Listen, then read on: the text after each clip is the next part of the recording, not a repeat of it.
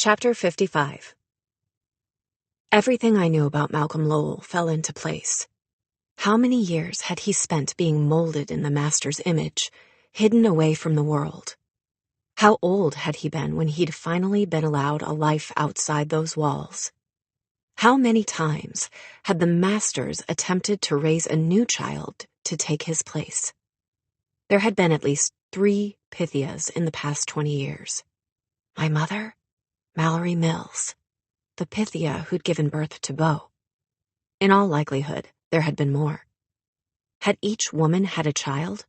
Had all of the would-be 9s been tested and found unworthy? Turned out to die? You don't care to be replaced. Without meaning to, I began walking toward the stairs. I climbed them 2 at a time and headed for Agent Sterling, but when I reached the top, a familiar voice froze me in my tracks. "I'm not going anywhere." That was Sterling, and her tone was steel. "You are." When Director Sterling gave Briggs an order, Briggs took it, but the director's daughter was another matter. "You're not authorized," Agent Sterling started to say, but her father cut her off. "I'm not authorized to tell the Naturals what cases they can and cannot work. You saw to that, Veronica. I am, however, authorized as your superior in this organization to pull my agents off of a case, and that includes you." "We're this close. You can't—" "I can and I am, Agent. I let you chase this lead, and you ran it into the ground. You've identified one individual connected with this group. Now Lowell is gone, and he's not coming back." The director's verbal onslaught stopped, but only for a moment. "Briggs has 3 bodies, Veronica. 3 crime scenes, 3 victims, 3 sets of persons of interest. That is where your attention should be focused, and starting tonight, it will be." There was a long pause. Agent Sterling, donning her inner armor. "The last time you pulled me off a case, Scarlett had just been murdered." Sterling could be just as merciless as her father. "If you hadn't interfered then, we might not be in this position now." "Have you even told the Hobbs girl about the 3rd body?" Director Sterling shot back. His voice was soft, but his words hit me like a hammer to the chest. He'd asked if she'd told me. Not Dean, not Leah, not Michael, not Sloan. Me. My throat tightened as I pictured the first 2 victims in my mind. I pushed the door to the basement open and stepped out. "What about the 3rd body?" Michael came to stand beside me, his gaze locked on Agent Sterling's face. I had no idea what he saw there, but whatever it was had him stepping in front of me, like he could protect me from the answer to the question I'd just asked. "The 3rd victim," I reiterated, my voice dry and hoarse, focusing on Agent Sterling and ignoring her father. "You and Briggs never said anything about the 3rd victim." Michael glanced wordlessly at Dean, who moved to my other side, his body close enough to mine that I should have been able to feel the heat off of it. I couldn't feel anything. "Cassie!" Agent Sterling took a step forward. I took a step back. "The first 2 victims were persons of interest in our prior cases," I said. "Following the same pattern—" I trailed off, because even without Michael's ability, I could see in Agent Sterling's eyes that the 3rd victim wasn't just a person of interest in one of our cases.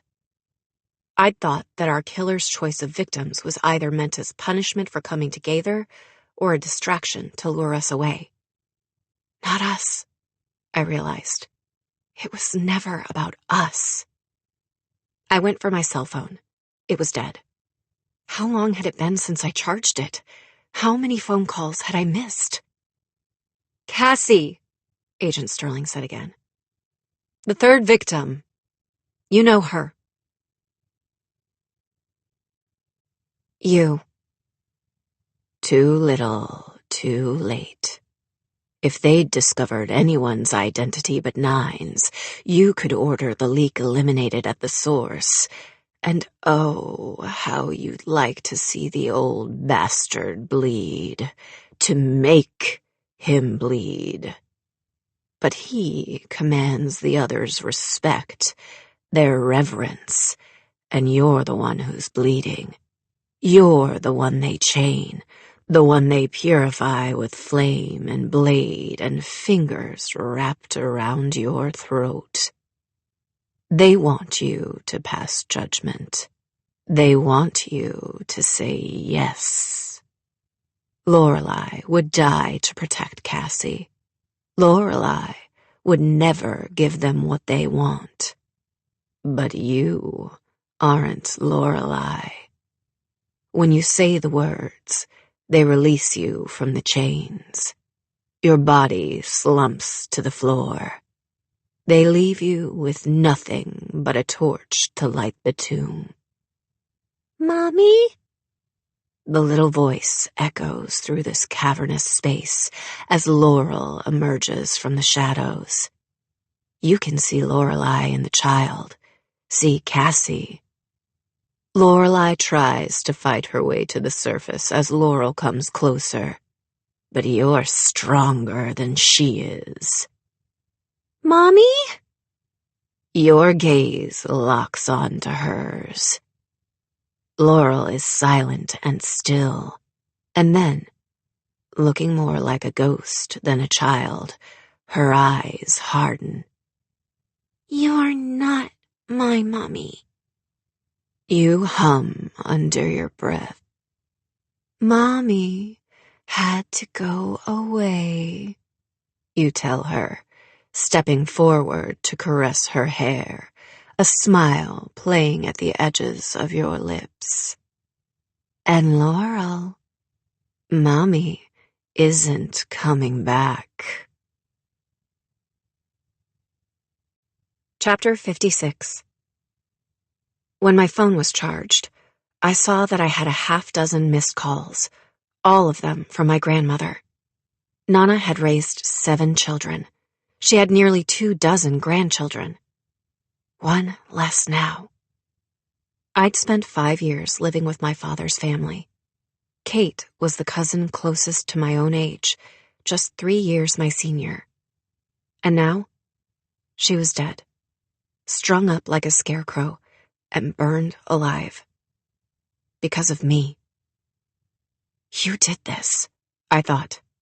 I forced myself to repeat the words a second time, aiming them not at myself and not at the unsub. Every instinct I had said that the person who'd marked my cousin for death was the one person I'd loved more than anything. Forever and ever, no matter what. You wanted me out of Gaither, didn't you, Mom? You wanted me safe. You wouldn't bat an eye at trading Kate's life for mine. You've done it before. My mother had left her little sister, the sister she'd protected for years, with an abusive father as soon as she'd found out she was pregnant with me. She'd traded Lacey's future, her safety, for mine.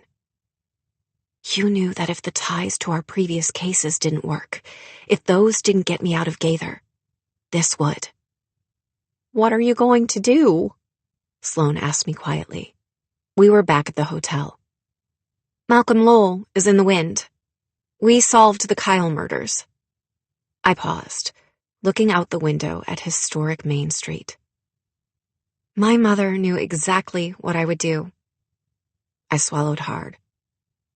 I'm going to go home. I had one stop to make before leaving Gaither.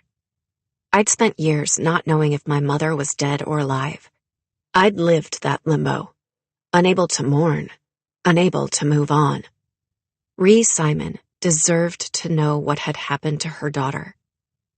When we got to the diner, the others split off, giving me the space to do what needed to be done. As Michael, Dean, Leah, and Sloane slid into a booth, Agent Sterling came up beside me. Are you sure you want to do this alone? I thought of my cousin Kate. We'd never been close. I'd never let her get close. because I'd been raised to keep people at a distance, because I was my mother's daughter. "I'm sure," I said. Sterling and Judd took seats of their own. Agent Starmans joined them several minutes later. It occurred to me, on some level, to wonder where Celine had gone. But when Ree saw me standing in front of the counter, I did what I could to keep myself in the moment. To feel for her what I couldn't feel for myself. After filling cups with coffee for both Sterling and Judd, Ree turned to me. She wiped her hands on her apron and gave me an assessing once-over. "What can I do for you, Cassie?"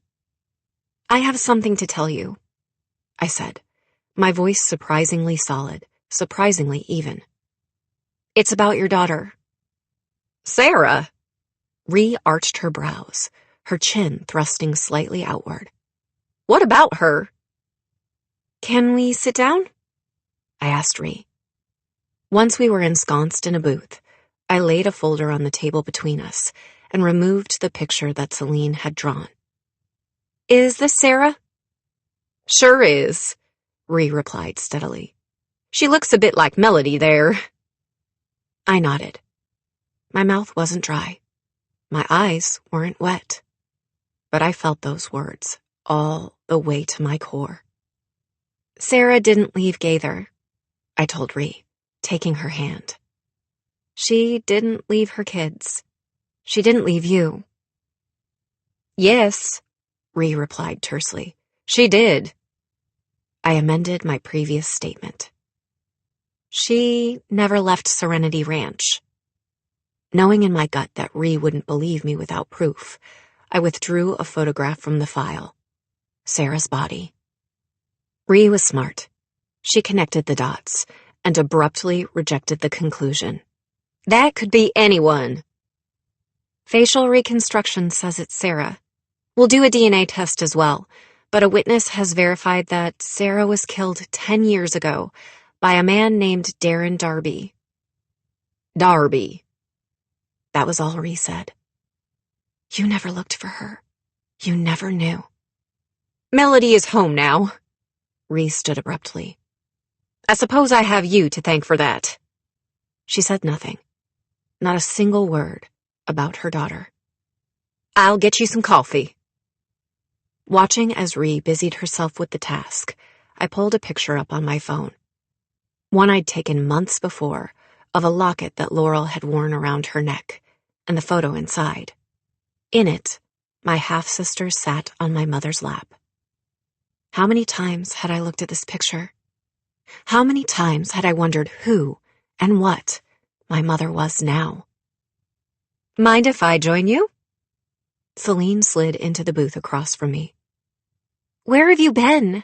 I asked, my gaze still on my mother's picture. "Here and there," Celine replied. "Bodies don't creep me out. Murders do. I decided pretty quickly that creepy serial killer house probably fell closer to your expertise than mine." Ree returned with 2 cups of coffee, one for me and one for Celine. "Here you go." Ree didn't want to talk. She didn't want this, any of it, to be real. I could relate. "Who's that?"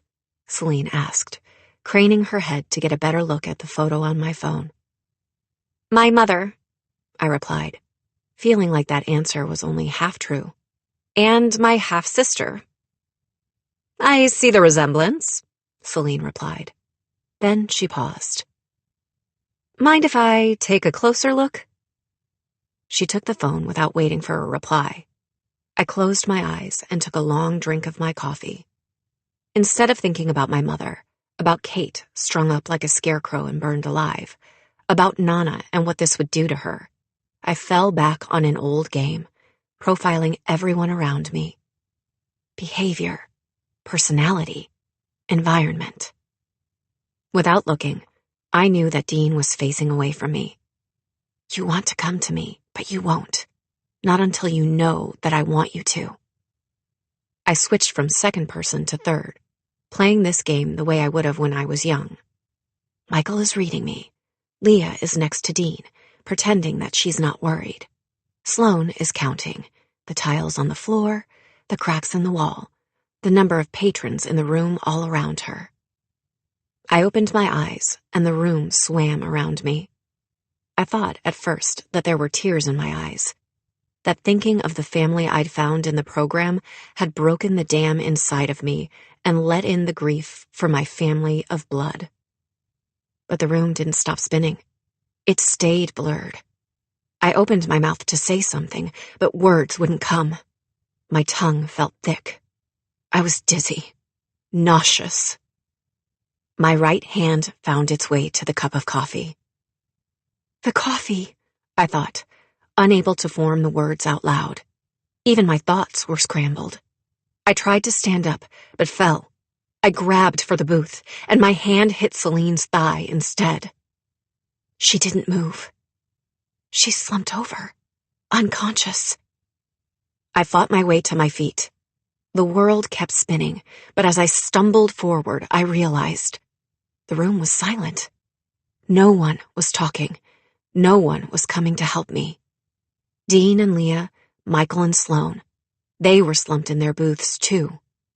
Unconscious? I thought. Or... Someone caught me under my armpits. Easy there! Ree's voice came to me from a great distance. I tried to tell her, tried to make my mouth say the word, but I couldn't. Poison. It's not that I don't appreciate what you did for Melody, or for Sarah. As the world went black, Ree leaned down. But all must be tested, she whispered. All must be found worthy. Chapter 57. I woke up in darkness. The floor beneath me was cold and made of stone. My head hurt. My body hurt. And that was when I remembered. Ree, the coffee, all of the others slumped over. I tried to push myself to my feet, but couldn't stand. My body felt heavy and numb, like my limbs belonged to someone else. It will wear off. My head snapped up as my eyes searched through the darkness for the source of that voice. I heard the strike of a lighter, and a second later, a torch flamed to life on the wall. Ree stood before me, looking every bit the woman I remembered. No nonsense, warm. You're one of them? I meant it as a statement, but the words came out a question. I was retired, Ree obliged me with an answer. Until my former apprentice got himself killed. She gave me a look. I understand I have you to thank for that. You recruited Nightshade. She snorted. Nightshade. Boy always did have notions, but I owed his grandfather, and the old man was insistent that I choose him as my heir. You owed Malcolm Lowell. My brain whirred, because he was the one who brought you to the master's attention. Ree smiled fondly. I was younger then. My no-good husband had left me. My no-good daughter was already showing signs of being her father's daughter. Malcolm started coming by the diner. Never was a man as good at seeing secrets as that one. Secrets? Like the fact that you had a homicidal streak. Malcolm saw something in me, Ree continued softly. He asked me what I would do if I ever saw Sarah's father again. The man who left you, pregnant and alone. You would have killed him. The feeling was starting to come back into my body. I became hyper-aware of the world around me. The rough stone floor, the crackling of the fire, the shackles on the wall. He left you, and people who leave deserve what they get. Ree shook her head fondly. You always did favor your mama. Good at reading people. You tried to help my mom, and she left. She didn't even say goodbye. I thought back to Michael's read on Ree the first time we'd met her. He'd said that Ree had been fond of my mother, but that there was anger there, too. Were you the one who suggested my mother as Pythia? I asked. You knew that she was alone in the world, except for me. You had to have at least suspected that there was abuse in her past. Ree didn't reply. You told me once that every one of us, reap what we sow. To become one of the masters, you had to kill 9 people. I paused, thinking of the victims on the wall back at Quantico. You chose people who deserved it. People like your husband. People who left. When I didn't get a reaction, I continued. Life is full of drowning people, I said, continuing to parrot her own words back at her. Ready and willing to drown you too. Unless you drown them first. For a moment, I thought Ree might snap. I thought she might reach for me. But instead, she closed her eyes. You have no idea how different the world looks once you know what it's like to watch some son of a bitch who abandoned his 4 kids crumple to the ground. His eyes roll back in his head. His body seizes. Then the pain comes. He scratches at himself, at the walls, at the floor, until his nails are bloody, until there's nothing left but pain. The picture Ree was painting was familiar. Bo Donovan had died from Nightshade's poison. He'd scratched at himself, at the floor. You chose Nightshade. You trained him. You have a gift for poisons. It made sense. Statistically, poison was a woman's weapon. And when the patrons of the Nada Diner had started answering our questions about Mason Kyle's family, Ree had shut the conversation down with a single word. Enough. I pushed myself unsteadily to my feet. I was still weak, too weak to be a threat. The people you killed deserved to die, I said, playing into her pathology. But what about me? Is this what I deserve? I willed her to see me as the child I'd once been, one that she'd been fond of. I don't leave people, I continued. I'm the one who gets left. My voice shook slightly. What about my friends, back at the diner? Did they deserve to die? Until now, I hadn't let myself even think those words. I hadn't let myself remember Celine slumped in the booth across from me. Michael and Leah and Sloan and Dean, Agent Sterling, Judd. I stared at the psychopath across from me. Tell me they were unconscious. Tell me you just drugged them. Tell me they're alive. You came to Gaither asking questions, Ree said sternly.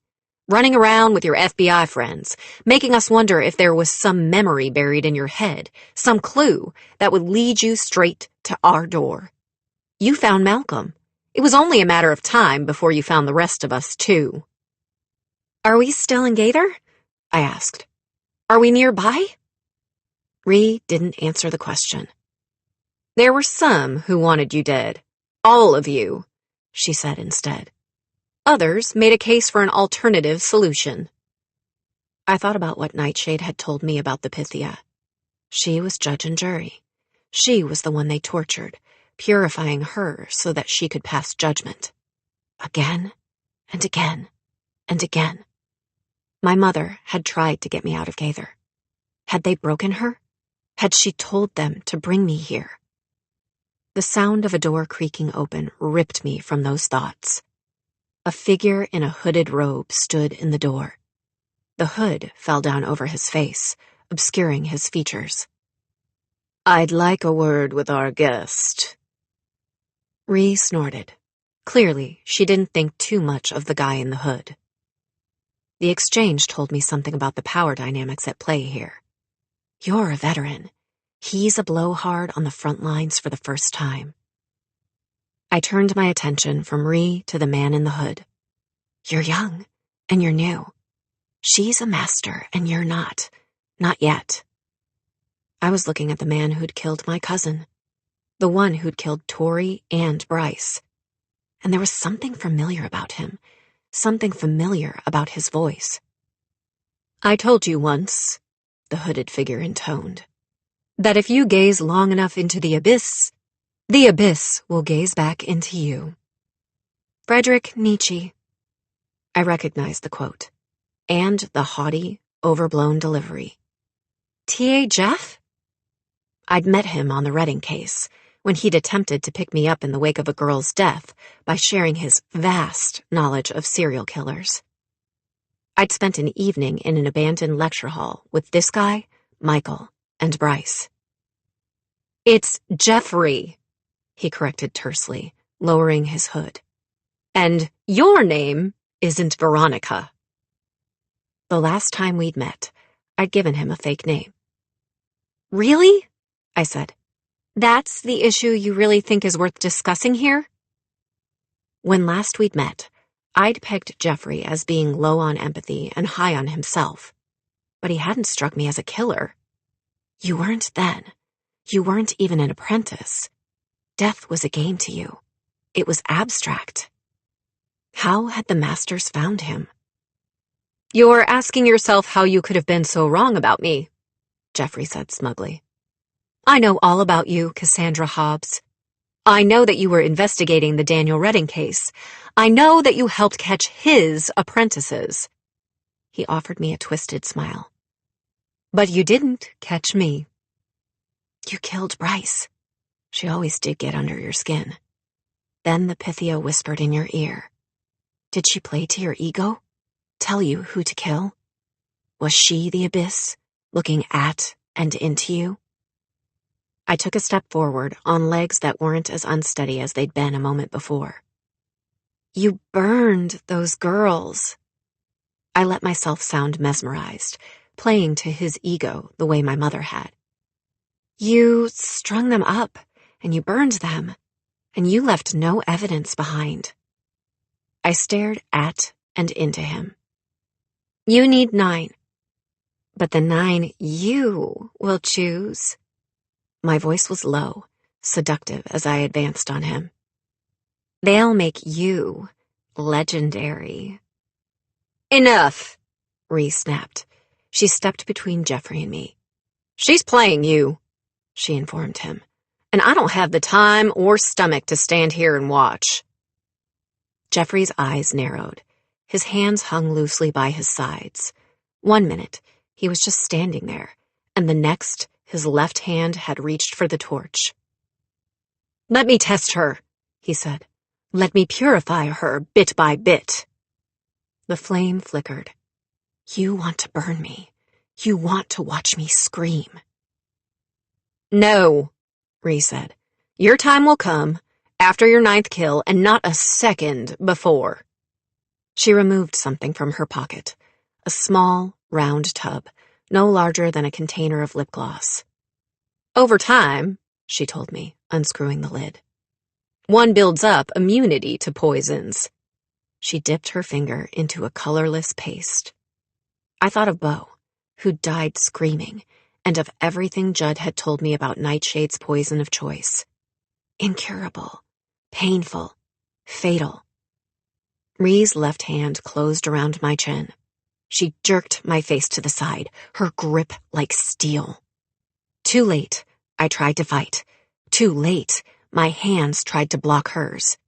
She smeared the paste down my neck. Some poisons don't have to be ingested. My heart thudded in my chest. Some poisons can be absorbed through the skin.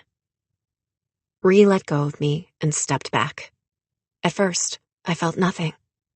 And then, the world exploded into pain. Chapter 58. My body was on fire. Every nerve, every inch of skin, even the blood in my veins was boiling. On the ground, seizing. God, help me! Someone help me! My fingers scraped against my throat. On some level, I was aware that I was tearing at my own flesh. On some level, I was aware that I was bleeding. On some level, I heard the screams. My throat closed around them. I couldn't breathe. I was suffocating, and I didn't care, because all there was, all I was pain. On some level, I was aware of the sound of footsteps rushing into the room. On some level, I was aware of someone saying my name. On some level, I was aware of arms hoisting me upward. But all there was, All I was. Pain. I dreamt of dancing in the snow. My mother was beside me, her head tilted back, her tongue darting between her lips to catch a snowflake. The scene jumped. I stood in the wings of the stage as my mother performed. My gaze fell on an old man in the audience. Malcolm Lowell. Without warning, my mother and I were back in the snow, dancing. Dancing. Dancing. Forever and ever, no matter what. I woke to the sound of beeping. I was lying on something soft. Forcing my eyes open, I remembered. The poison. The pain. The sound of footsteps. Easy. I turned my head toward the voice, unable to sit up. I was in a hospital room. The beeping machine beside me tracked the beating of my heart. You've been unconscious for 2 days. Director Sterling sat next to my bed. We weren't sure you were going to make it. We. I remembered the sound of footsteps. I remembered someone saying my name. Agent Sterling? I asked. Judd, Dean, and the others. They're fine, Director Sterling assured me. As are you. I remembered the poison. I remembered gasping for breath. I remembered the pain. How? I said. Beneath the covers, my body shook. There's an antidote. Director Sterling kept his answer direct and to the point. The window during which to administer it is small, but you should be back to your full strength soon. I wanted to ask where they'd gotten the antidote. I wanted to ask how they'd found me. But more than anything, I wanted the others. I wanted Dean and Leah and Michael and Sloan. Beside me, Director Sterling held up a small object for my inspection. I recognized it instantly. The tracking device Agent Sterling had given me. This time, my daughter had the foresight to activate the device. He paused. For reasons I couldn't quite pinpoint, my breath caught in my throat. It's a shame, the director continued slowly, turning the device over in his hand, that the tracking software that would have led the FBI here had been tampered with. A chill slid down my spine. Dean, I said suddenly. If he knew where I was, if they'd found me. He'd be here? Director Sterling suggested. Given what I know of Redding's whelp, I tend to agree. I surged upward and winced as something bit into my wrists. I looked down. Handcuffs. Someone had tampered with the tracking software. Someone had cuffed me to this bed. I looked back up at the director. This isn't a hospital, I said, my heart beating in my throat. No, he replied. It's not. There's an antidote to the master's poison. I repeated what Director Sterling had told me earlier, my chest tightening. But the FBI doesn't have it. No, they don't. The poison the masters used to kill was one of a kind. It was, I'd been told over and over again, incurable. Because the only people who have the cure are the masters. I flashed back to the room with the shackles, to the poison, to the pain. I'd heard footsteps. I'd heard someone saying my name. For some of us, the director said, his voice low and smooth. This has never been about murder. For some of us, it was always power. There are 7 masters, and one of them is the director of the FBI. Agent Sterling's father stood and stared down at me. Imagine a group more powerful, more connected than any you could possibly conceive of. Imagine the most extraordinary men on Earth, sworn to one another and a common cause. Imagine the kind of loyalty that comes from knowing that if one of you falls, you all fall. Imagine knowing that if you could prove yourself worthy, the world would be yours for the taking. How long? I asked the director. How long have you been one of them? I was young, the director said. Ambitious. And look how far I've come. He spread his arms out, as if he could gesture to all of the FBI, all of the power he held as its head. Masters only have a seat at the table for 21 years, I said. My voice was hoarse, from screaming, from hoping, from knowing that this was about to get worse. My time as an active member had come to an end, Director Sterling admitted. But the Pythia rather obligingly slit my successor's throat. He withdrew a knife from his jacket pocket. I can't say I mind. Certain privileges are only afforded to those with a seat at the table.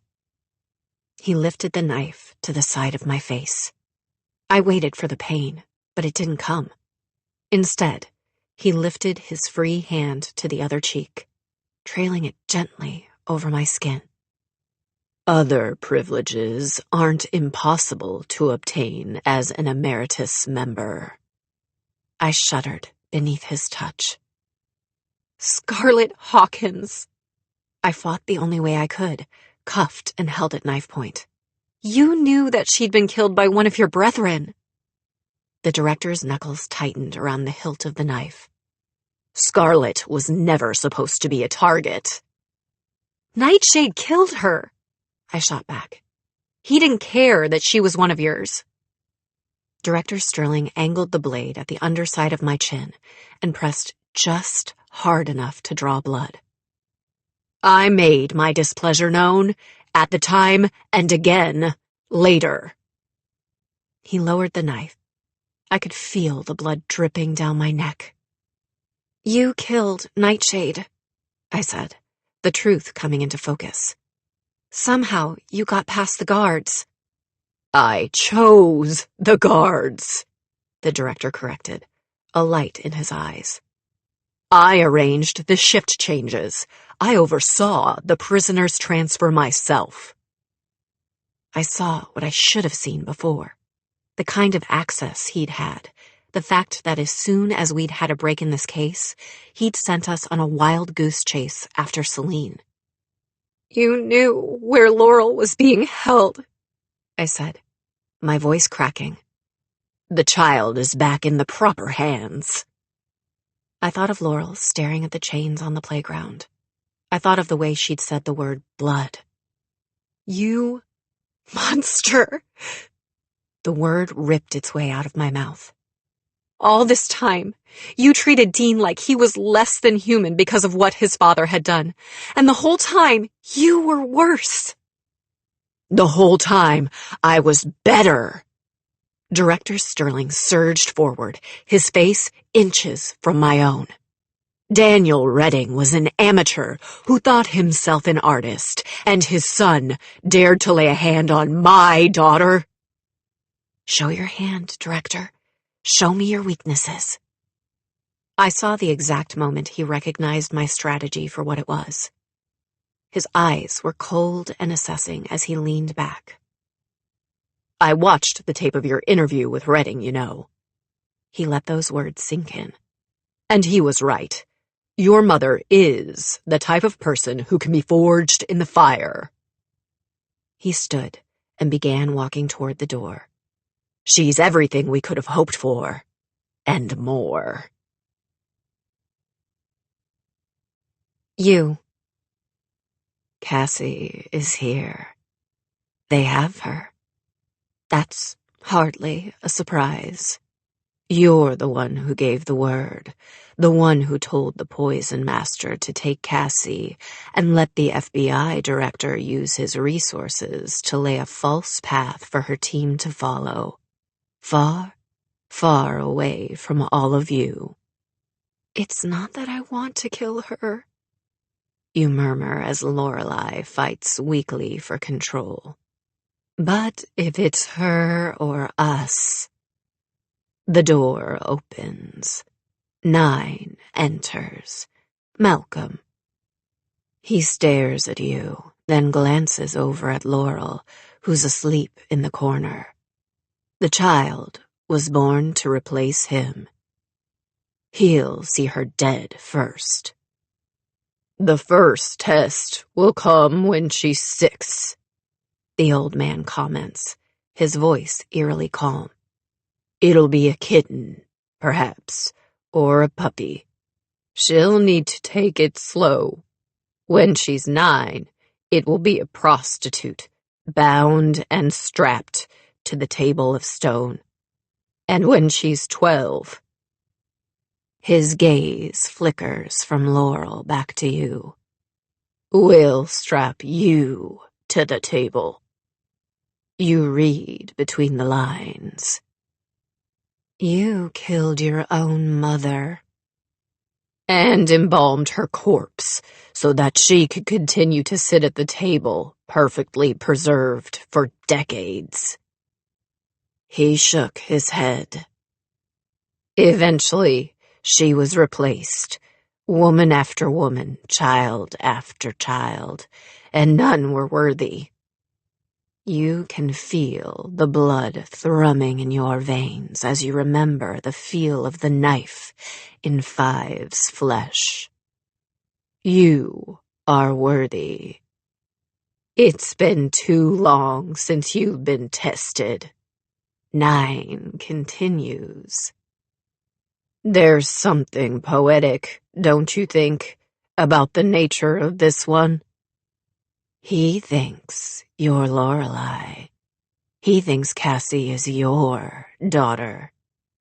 He thinks there are some things you wouldn't do to survive.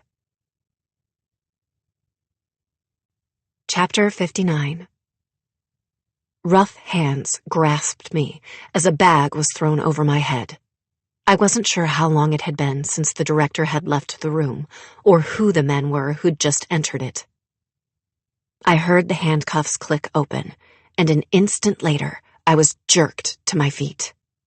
This is it, I thought, unsure of where they were leading me or what might be waiting there. I heard the creaking of metal. A door? A hand in the middle of my back shoved me forward, hard enough to send me to the ground. My knees hit first, my hands catching the rest of my body moments before my face would have slammed into the ground. My palms registered the texture beneath them. Sand, just before the hood was torn from my head. I blinked against the blinding light, my eyes adjusting slowly enough that by the time I could make out the world around me, the men who'd brought me to this place were gone. I turned in time to see a metal gate slamming into the ground behind me. I was locked in. In where? I forced myself to concentrate. I was still indoors, but the ground was covered in sand, almost too hot to bear, like the desert sun had been shining down on it for days. The ceiling overhead was high and domed, made of stone and carved with a symbol I recognized. 7 circles ringing across. The room was circular, and recessed into the walls were stone seats, looking down on the sand pit below. Not a pit, I thought.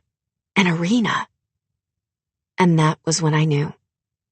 You poisoned me. You healed me. Buried deep in my memory, I could hear the words Nightshade had spoken to me all those weeks ago. He'd told me that we all had our choices. He'd told me that the Pythia chooses to live. Perhaps someday that choice will be yours, Cassandra. The Masters had a history of taking women who had traumatic histories, women who were capable of being forged into something new.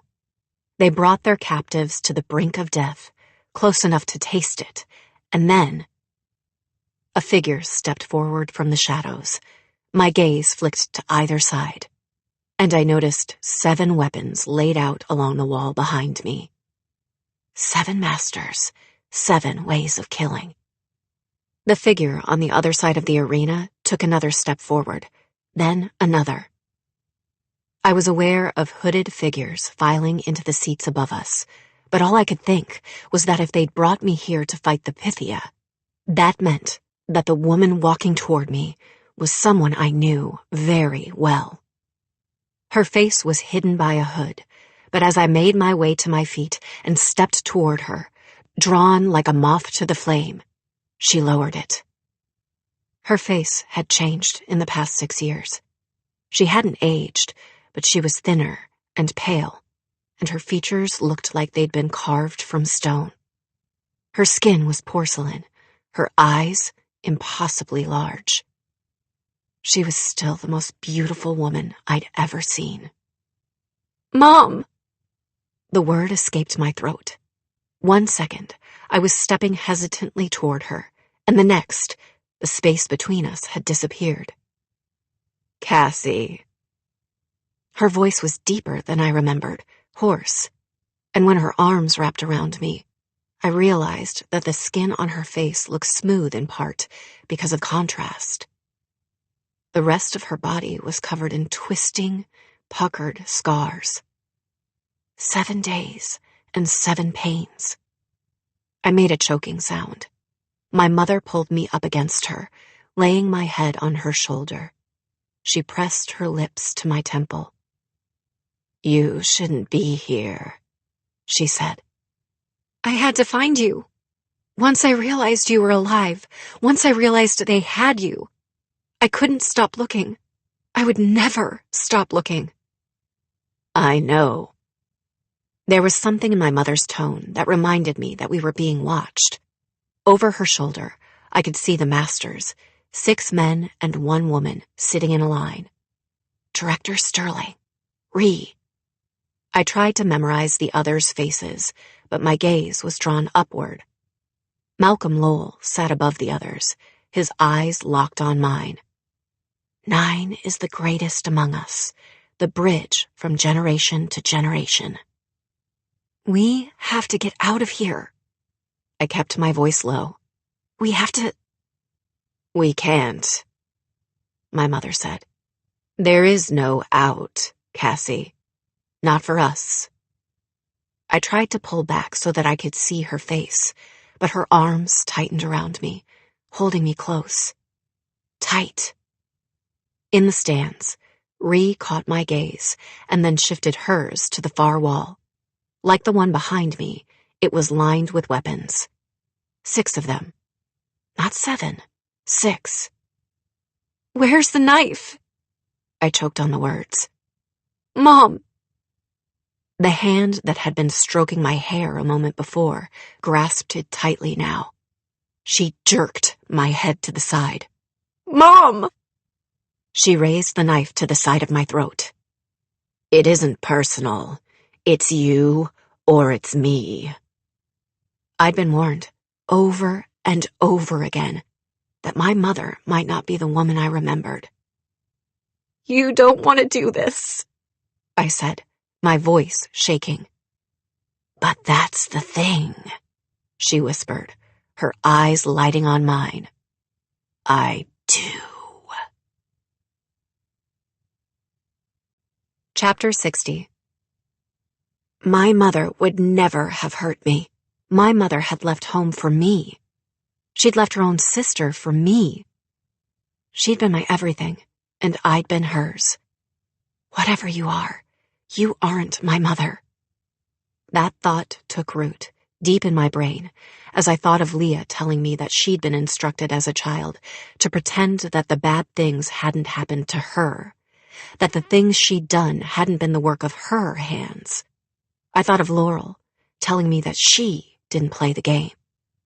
9 did. In Laurel's case, her inner 9 wasn't a full-fledged person. But you are. 7 days and 7 pains, I said softly. They tortured her, over and over and over again. They forced themselves on her, one by one, until she was pregnant with Laurel. I saw the exact moment that my captor realized I wasn't talking to myself. I wondered how a person could survive something like that. But that's the thing. She didn't survive it. The blade still against my neck, I pushed down the urge to swallow. You did. She loosened her grip on my hair. People look at you, and they see her. They love her. But you're the strong one. You're the one who matters. You're the one who deserves to be seen. Were you born here? I asked, watching her face for any clue that my words had hit their target. Or have you been around for much, much longer? A bit more slack. It wasn't enough. She had the knife. I didn't. Do you have a name? I asked. No one has ever asked. No one has ever looked at you and seen. The woman with my mother's face smiled. She closed her eyes. And then she let me go.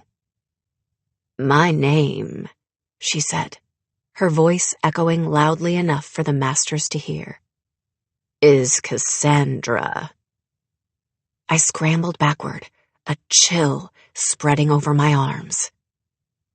Lorelei didn't even know I existed, the woman, Cassandra, said. She didn't know that all of those times when her father came into our room and she blacked out, it wasn't a mercy. It wasn't luck. It was me. Cassandra circled me, her stride predatory. When you came along, when she named you, I liked to think that it was a thank you, even if she didn't realize what she'd done. Cassandra's grip on the knife tightened. And then you were there, and suddenly, Lorelei didn't need me so much anymore. She was stronger for you, and I was locked away.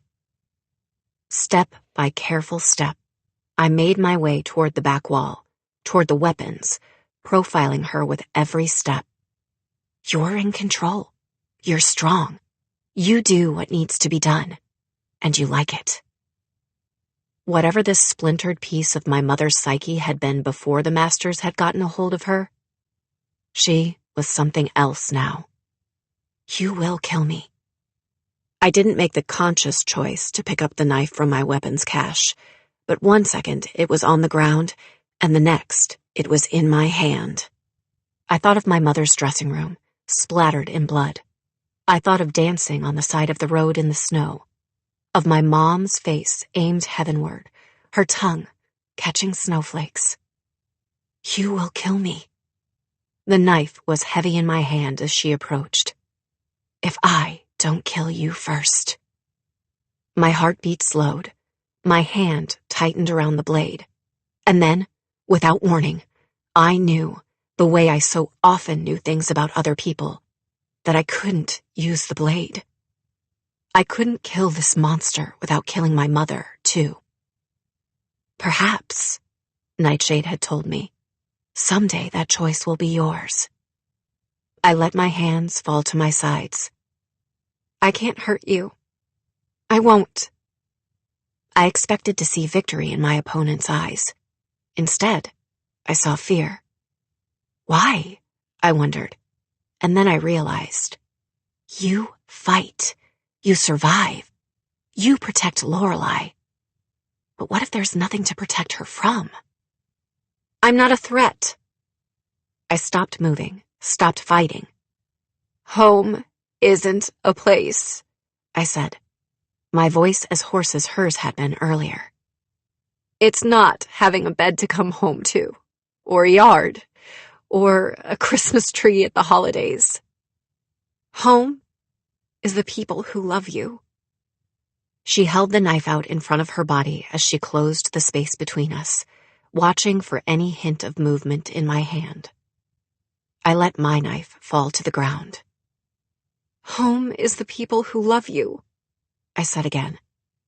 I had a home growing up, and I have one now. I have people who love me, people I love. I have a family, and they would die for me. I lowered my voice to a whisper. Just like I would die for you. Not for Cassandra, not for the Pythia, not even for Lorelei, whoever she was and had become. For my mom, for the woman who taught me to dance it off, For the one who'd kissed every skinned knee and taught me to read people and told me every single day that I was loved. "I will kill you," Cassandra hissed. "I'll like it." You want me to pick up the knife. You want me to fight. Forever and ever. I closed my eyes. I waited. Forever and ever. Forever and ever. No matter what. I wasn't the one who'd spoken those words. I opened my eyes. The woman holding the knife was shaking. Forever and ever, Cassie. No matter what. Chapter 61. My mother's shaking hands explored my face. "Oh, baby," she whispered. "You got so big." Something broke inside of me at the sound of my mother's voice, the expressiveness of her features, the familiarity of her touch. "And so beautiful." Her voice broke. "Oh, baby, no." She jerked back. "No, no, no. You're not supposed to be here." "As touching as this reunion is," Director Sterling stood, "the task remains unchanged." My mother tried to take a step back from me, but I wouldn't let her. I lowered my voice, too low for the watching masters to hear. "They can't make us do this." Her gaze went hollow. "They can make you do anything." My eyes went to the scars on her arms, her chest. Every inch of exposed skin, except for her face. Some were smooth, some were puckered. Some were healing still. In the stands, Malcolm Lowell stood. One by one, the masters followed suit. I bent to pick my knife up off the ground. We could fight. Not all of them, and maybe not for long. But it was better than the alternative.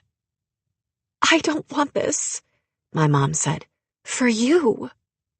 The scars, the pain, the role of the Pythia. "My team will find us." I channeled Leah and willed those words to sound true. "Wherever this place is, they won't stop looking. They'll figure out that the director is working against them. We just have to buy them time."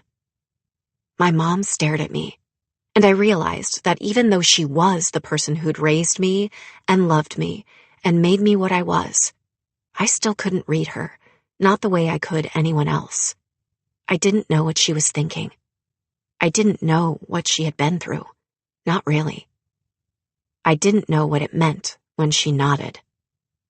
"What are you saying yes to?" The sound of a door opening and shutting alerted me to the return of Malcolm Lowell. I didn't even know he left. When I saw what he'd gone to fetch, I stopped breathing. Laurel. She was born to take Malcolm's place, to be the next 9, and now he had his hands on her shoulders. He shoved her toward Director Sterling, who grasped Laurel by the arm. I saw now what my mother had meant. They can make you do anything. The director slid a knife out of his own pocket. "You fight," he said, holding the blade to Laurel's throat, "or she dies." The director didn't wait for a response before he began to cut. Just a little. Just a warning. Laurel didn't scream. She didn't move. But the high-pitched mewling that came out of her throat hit me like a physical blow. "How sure are you that your team will find you?" My mother bent down to pick up her own blade. "We're halfway to the desert, in the middle of nowhere, underground. If they dig into Malcolm's past, if they go back far enough, they might see a pattern. But most people wouldn't. Dean, Michael, Leah, Sloan." "I'm sure," I said. "Wherever we are, they'll find us." My mother nodded. "Okay." "Okay?" I repeated. "What are you saying?" She advanced on me. "We have to fight. Laurel's just a baby, Cassie. She's you, and she's me, and she's ours. Do you understand? They can make you do anything. You have to kill me. My mother's words sliced into me, ice cold and uncompromising. No, I said. Yes. My mother circled me, the way her alter ego had earlier. You have to fight, Cassie. One of us has to die. No. I was shaking my head and backing away from her, but I couldn't make myself take my eyes off the knife. You don't have to play the game anymore. The promise I'd made my sister came back to me. Not ever again. You don't have to be 9. Take the knife, Cassie, my mother said. Use it. You do it, I thought. You kill me. I understood now why she'd asked me how sure I was that help was coming. If you thought you were dooming me to life as the Pythia, you'd give me mercy. You'd plunge your knife into my chest to save me from your fate. But I'd told her that I was sure. A piercing scream cut through the air. Laurel wasn't silent now. She wasn't stoic. She wasn't 9. She's just a baby. He's hurting her. He'll kill her if I don't. No. Yes, my mother said, closing the space between us. She'd always known exactly what I was thinking. She'd known me the way only someone with our particular skill set could. Someone who loves me forever and ever. Do it, my mother insisted, pressing her knife into my hand. You have to, baby. You are the best thing I ever did. The only good thing I ever did. I can't be that for Laurel, not now. She wasn't crying. She wasn't panicked. She was sure. But you can, she continued. You can love her. You can be there for her. You can get out of here, and you can live. And to do that, she placed her left hand over my right hand, guiding the knife to her chest. You have to kill me. Dancing in the snow, curled up in her lap. Behavior, personality, environment. I love you. I love you. Her grip on my hand tightened. Her body blocking the motion from the masters, she jerked me forward. My hand on the knife, her hand on mine. I felt the blade slide into her chest. She gasped, blood blooming around the wound. I wanted to pull the knife out. But for Laurel, I didn't. Forever and ever, I whispered, holding the knife in place. I held her. She slumped forward, bleeding, the light beginning to drain from her eyes. I love you. I love you. I love you. I didn't look away. I didn't so much as blink, not even when I heard a door slam open. Not even when I heard Agent Briggs's familiar voice. Freeze! My mom isn't moving. Her heart isn't beating. Her eyes, they don't see me. I pulled the knife out of her chest, and her body fell to the ground as FBI agents poured into the room. I love you. I love you. I love you. Gone.